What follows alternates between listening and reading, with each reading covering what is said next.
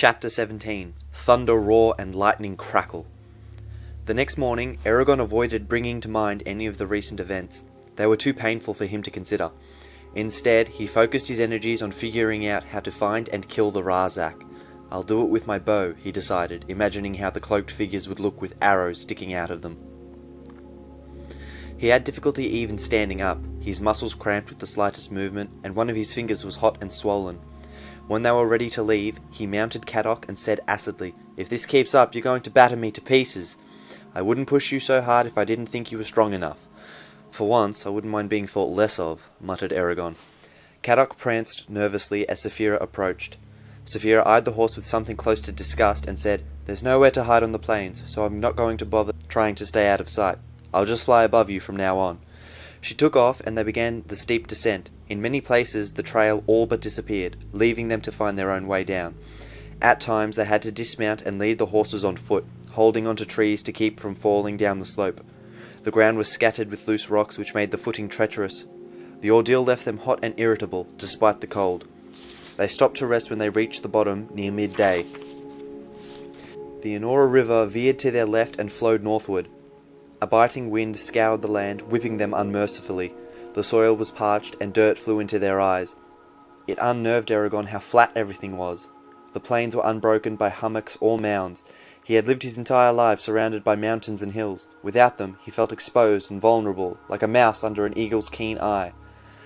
The trail split in three once it reached the plains.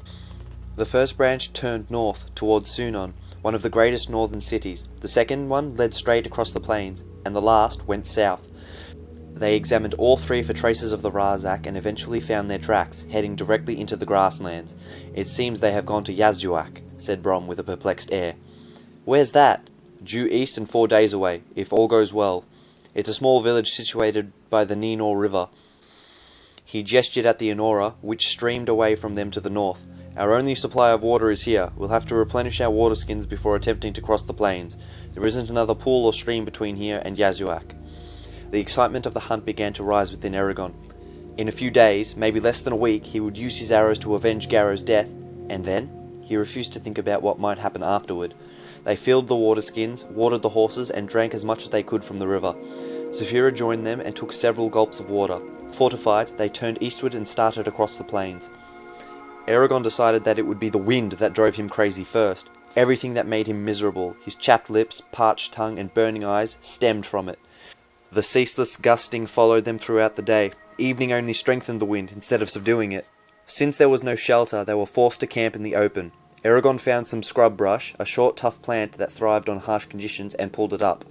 He made a careful pile and tried to light it, but the woody stems only smoked and gave off a pungent smell. Frustrated, he tossed the tinderbox to Brom. "I can't make it burn, especially with this blasted wind. See if you can get it going, otherwise dinner will be cold." Brom knelt by the brush and looked at it critically. He rearranged a couple of branches, then struck the tinderbox, sending a cascade of sparks onto the plants. There was smoke, but nothing else. Brom scowled and tried again, but his luck was no better than Eragon's. "Brisinga!" he swore angrily, striking the flint again. Flames suddenly appeared, and he stepped back with a pleased expression. "There we go. It must have been smouldering inside." They sparred with mock swords while the food cooked. Fatigue made it hard on both of them, so they kept the session short. After they had eaten, they lay next to Saphira and slept, grateful for her shelter. The same cold wind greeted them in the morning, sweeping over the dreadful flatness. Eragon's lips had cracked during the night. Every time he smiled or talked, beads of blood covered them. Licking them only made it worse. It was the same for Brom. They let the horses drink sparingly from their supply of water before mounting them. The day was a monotonous trek of endless plodding. On the third day, Eragon woke well rested. That, coupled with the fact that the wind had stopped, put him in a cheery humour. His high spirits were dampened, however, when he saw the sky ahead of them was dark with thunderheads. Brom looked at the clouds and grimaced. "Normally I wouldn't go into a storm like that, but we're in for a battering no matter what we do, so we might as well get some distance covered." It was still calm when they reached the storm front. As they entered its shadow, Eragon looked up. The thundercloud had an exotic structure, forming a natural cathedral with a massive arched roof. With some imagination, he could see pillars, windows, soaring tiers, and snarling gargoyles. It was a wild beauty. As Eragon lowered his gaze, a giant ripple raced toward them through the grass, flattening it. It took him a second to realize that the wave was a tremendous blast of wind. Brom saw it too, and they hunched their shoulders, preparing for the storm. The gale was almost upon them when Eragon had a terrible thought and twisted in his saddle, yelling, both with his voice and his mind, "Saphira! Land!" Brom's face grew pale. Overhead they saw her dive toward the ground. "She's not going to make it!" Saphira angled back the way they had come, to gain time. As they watched, the tempest's wrath struck them like a hammer blow. Eragon gasped for breath and clenched the saddle as a frenzied howling filled his ears. Caddock swayed and dug his hooves into the ground, mane snapping in the air. The wind tore at their clothes with invisible fingers while the air darkened with billowing clouds of dust. Eragon squinted, searching for Saphira. He saw her land heavily and then crouch, clenching the ground with her talons. The wind reached her just as she started to fold her wings. With an angry yank, it unfurled them and dragged her into the air. For a moment, she hung there, suspended by the storm's force. Then it slammed her down on her back. With a savage wrench, Eragon yanked Caddock around and galloped back up the trail, goading the horse with both heels and mind. "Saphira!" he shouted. "Try to stay on the ground! I'm coming!" He felt a grim acknowledgement from her. As they neared Saphira, Caddock balked, so Eragon leapt down and ran toward her. His bow banged against his head. A strong gust pushed him off balance and he flew forward, landing on his chest. He skidded, then got back up with a snarl, ignoring the deep scrapes in his skin. Saphira was only 3 yards away, but he could get no closer because of her flailing wings. She struggled to fold them against the overpowering gale. He rushed at her right wing, intending to hold it down, but the wind caught her and she somersaulted over him. The spines on her back missed his head by inches. Saphira clawed at the ground, trying to stay down. Her wings began to lift again, but before they could flip her, Eragon threw himself at the left one. The wing crumpled in at the joints and Saphira tucked it firmly against her body. Eragon vaulted over her back and tumbled onto the other wing. Without warning, it was blown upward, sending him sliding to the ground. He broke his fall with a roll, then jumped up and grabbed the wing again. Saphira started to fold it, and he pushed with all his strength.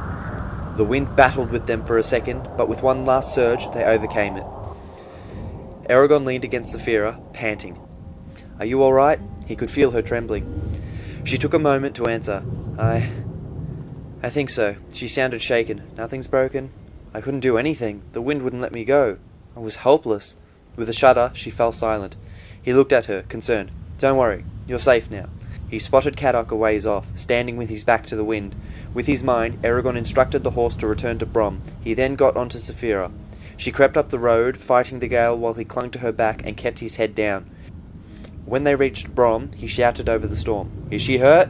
Eragon shook his head and dismounted. Caddock trotted over to him, nickering. As he stroked the horse's long cheek, Brom pointed at a dark curtain of rain sweeping toward them in rippling grey sheets. "What else?" cried Eragon, pulling his clothes tighter. He winced as the torrent reached them. The stinging rain was cold as ice. Before long, they were drenched and shivering. Lightning lanced through the sky, flickering in and out of existence. Mile-high blue bolts streaked across the horizon, followed by peals of thunder that shook the ground below. It was beautiful, but dangerously so. Here and there, grass fires were ignited by strikes, only to be extinguished by the rain. The wild elements were slow to abate, but as the day passed, they wandered elsewhere. Once again, the sky was revealed and the setting sun glowed with brilliance. As beams of light tinted the clouds with blazing colours, everything gained a sharp contrast, brightly lit on one side, deeply shadowed on the other. Objects had a unique sense of mass. Grass stalks seemed sturdy as marble pillars. Ordinary things took on an unearthly beauty. Eragon felt as if he was sitting inside a painting. The rejuvenated earth smelled fresh, clearing their minds and raising their spirits. Saphira stretched, craning her neck, and roared happily. The horses skittered away from her, but Eragon and Brom smiled at her exuberance. Before the light faded, they stopped for the night in a shallow depression. Too exhausted to spar, they went straight to sleep.